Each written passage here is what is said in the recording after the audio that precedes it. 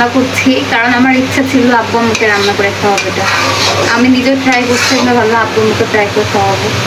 গরম বেশি অবশ্যই কমেন্টে জানাবেন। তো দিনাজপুরে প্রচণ্ড আকারে গরম, গরমে একবারে সবাই নাজেহাল, এত পরিমাণে রোদ পড়তেছে আর গরম, কঠিন গরম। আসসালামু আলাইকুম, সবাই কেমন আছেন? আশা করি সবাই অনেক বেশি ভালো আছেন, আল্লাহর রহমতে আমরা ভালো আছি। তো এখন গরম লাগছে, ছাদে যে প্রকৃতির হাওয়া খাবো।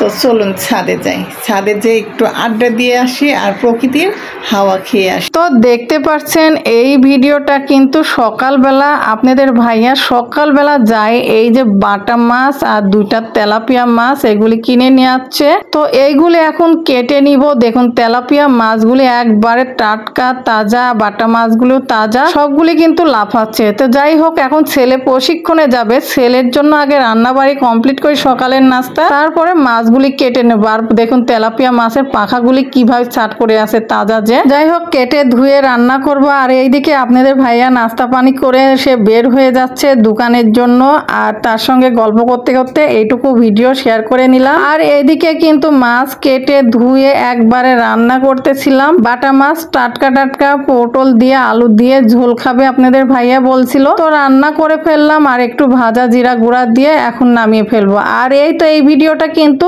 মেয়ে এসেছিল, তখন মেয়ে এই রেসিপিটা করেছিল। সে নতুন একটা রেসিপি শিখছে, সেটা করে তার বাবা মাকে খাওয়াবে বলে তার জন্য রান্না করতে চলে এসেছে। আর দেখুন এই তার আগের দিনেই কিন্তু সে স্যালাইন দিল, তার শরীরটা খুবই খারাপ, সে আজকে রান্না করতেছে এই গরমে। আর এদিকে আমি ফ্যান দিয়েছি, ফ্যানের বাতাসে একবার বলছে ভিডিও করিও না আমাকে। তো যাই হোক, এই যে মেয়ের রেসিপিটা আপনাদের সঙ্গে শেয়ার করলাম। মেয়ে সুন্দর একেবারে মসুরের ডাল দিয়ে ডিম পোস্ট করে কি যেন একটা রেসিপি করবে। তো যাই হোক, সেটা আপনাদের সঙ্গে একটু শেয়ার করে ফেললাম। কিন্তু আপনার তো গাইস দেখতে পাচ্ছেন মেয়ে রান্না করতেছে, মেয়ে নতুন একটা রেসিপি শিখছে, সেই রেসিপি আমাদেরকে করে খাওয়াবে বলে রান্না করতেছে।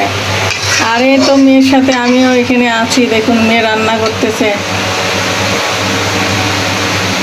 মেয়ে কই গেলাম? আর এই তো মেয়ে রান্না করতেছে, আমি দাঁড়িয়ে দাঁড়িয়ে দেখতেছি। মেয়ের হাতের রান্না খাওয়া সৌভাগ্যর দরকার, তাই না? এই তো মেয়ে রান্না করায় ব্যস্ত আছে। এই দেখেন শরীর খারাপ, তার উপরেও মেয়ের আমার শরীরটা ভালো নেই, তারপরেও বাবা মাকে সে নতুন রেসিপি শিখছে, সেটা করে খাওয়াবে বলে সে রান্না করতে লাগছে। দেখুন গরমের মধ্যে ডিম পোস্ট করে সে বলছে যে আমি সিদ্ধ করে রান্না করে ওখানে খেয়েছি, তোমাদেরকে পোস্ট করে খাওয়ালাম। আর যেহেতু বাবার প্রেশার একটু বেশি, এই জন্য ডিমের কুসুমটা খাওয়া যাবে না, তাও বলছে যে যাই হোক এইভাবে রান্না করে ডিমের কুসুমটা আব্বুকে তখন বের করে খেতে দিতে পারবো। সিদ্ধ করে ডিমটা খেতে চায় না, ওই জন্য এইভাবে রান্না করলো। বুঝতেই পারলাম না আমার মেয়েটা কখন এত বড় হয়ে গেল। বলেন, মেয়ে বাচ্চা বড় হয়ে যাইতে সময় লাগে না, তাই না?